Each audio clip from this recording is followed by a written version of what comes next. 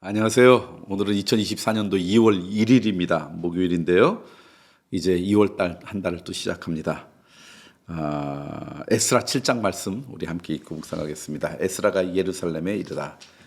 이일 후에 바사왕 아닥사스다가 왕 위에 있을 때 에스라라 하는 자가 있으니라. 그는 스라야의 아들이요 아사랴의 손자요 hil기야의 증손이요 샬롬의 현손이요 사독의 5대 손이요 아육두의 6대 손이요 아마랴의 7대 손이요 아사랴의 8대 손이요 무라요스의 9대 손이요 스라히야의 10대 손이요 우시엘의 11대 손이요 붓기의 12대 손이요 아비수아의 13대 손이요 비느하스의 14대 손이요 엘르아슬의 15대 손이요 대제사장 아론의 16대 손이라. 이 에스라가 바벨론에서 올라왔으니 그는 이스라엘의 하나님 여호와께서 주신 모세의 율법에 익숙한 학자로서 그의 하나님 여호와의 도우심을 입음으로 왕에게 구하는 것은 다 받는 자이더라. 아닥사스다 왕 제7년에 이스라엘 자손과 제사장들과 레위 사람들과 노래하는 자들과 문지기들과 느디님 사람들 중에 몇 사람이 예루살렘으로 올라올 때 이 에스라가 올라왔으니 왕의 제7년 다섯째 달이라. 첫째 달 초하루에 바벨론에서 길을 떠났고 하나님의 선한 손에 도우심을 입어 다섯째 달 초하루에 예루살렘에 이르니라. 에스라가 여호와의 율법을 연구하여 준행하며 율례와 규례를 이스라엘에게 가르치기로 결심하였더라. 아닥사스 왕이 내린 조서.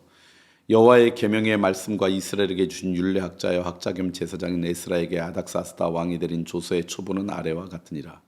모든 왕의 왕 아닥사스다는 하늘의 하나님의 율법의 완전한 학자 겸 제사장 에스라에게 조서를 내리노니 우리나라에 있는 이스라엘 백성과 그들 제사장들과 레위 사람들 중에 예루살렘으로 올라갈 뜻이 있는 자는 누구든지 너와 함께 갈지어다.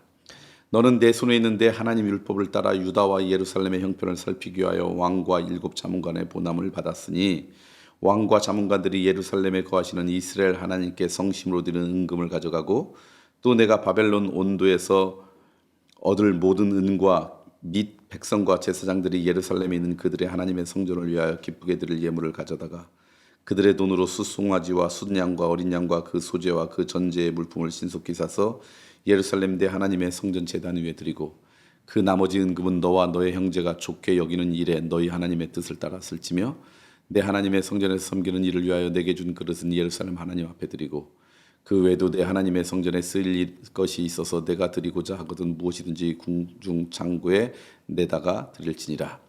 나 곧 아닥사스다 왕이 유브라데 강 건너편 모든 창고지기에게 조서를 내려 이르기를 하늘의 하나님의 율법학자 겸 제사장 에스라가 물은 너희에게 구하는 것을 신속히 시행하되 은은 100달란트까지 밀은 100그릇까지 포도주는 100밭까지 기름도 100밭까지 하고 소금은 정량 없이 하라. 무릇 하늘의 하나님의 전을 위하여 하늘의 하나님이 명령하신 것은 삼가행하라. 어찌하여 진노가 왕과 왕자의 나라에 임하게 하랴. 내가 너에게 이르노니 제사장들이나 레위 사람들이나 노래하는 자들이나 문지기들이나 느디님 사람들이나 혹 하나님의 성전에서 일하는 자들에게 조공과 관세와 통행세를 받는 것이 옳지 않느니라 하였노라.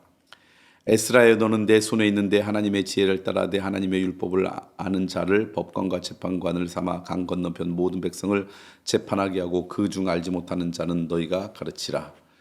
물은 내 하나님의 명령과 왕의 명령을 준행하지 아니한 자는 속히 그 죄를 정하여 혹 죽이거나 귀양 보내나 가산을 몰수하거나 옥에 가둘지니라 하였더라. 에스라가 여호와를 송축하다.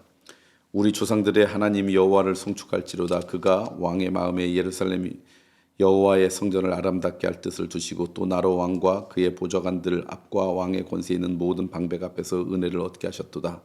내 하나님 여호와의 손이 내 위에 있으므로 내가 힘을 얻어 이스라엘 중에 우두머리들을 모아 나와 함께 올라가게 하였노라.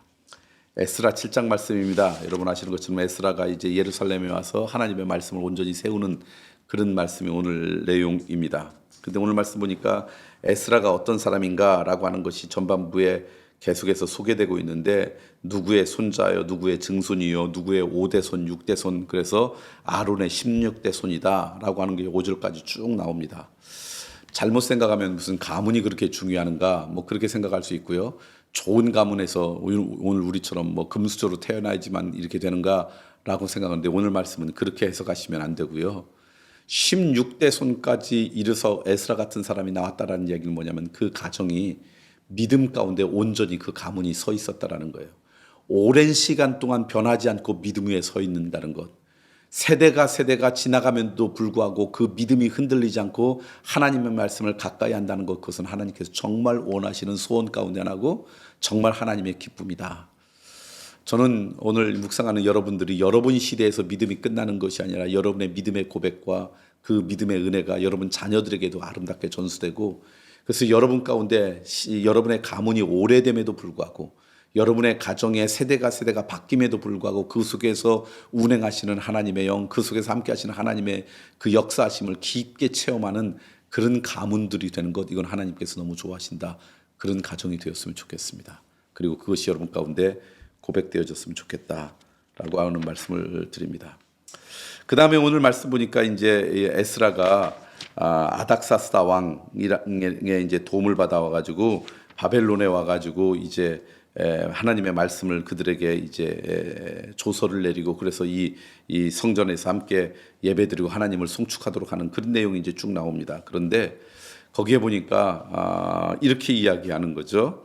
에스라에게 이제 아닥사스다 왕이 내린 조서예요. 하나님이 아닥사스의 입술을 통해서 역사하신 건데, 이렇게 에스라에게 합니다. 너는 내 손에 있는데 하나님의 지혜를 따라 내 하나님의 율법을 아는 자를 법관과 책관을 삼아 강 건너편 모든 백성을 재판하게 하고 그중 알지 못하는 자는 너희가 가르치라. 아닥사스다 왕은 하나님의 사람이 아닙니다.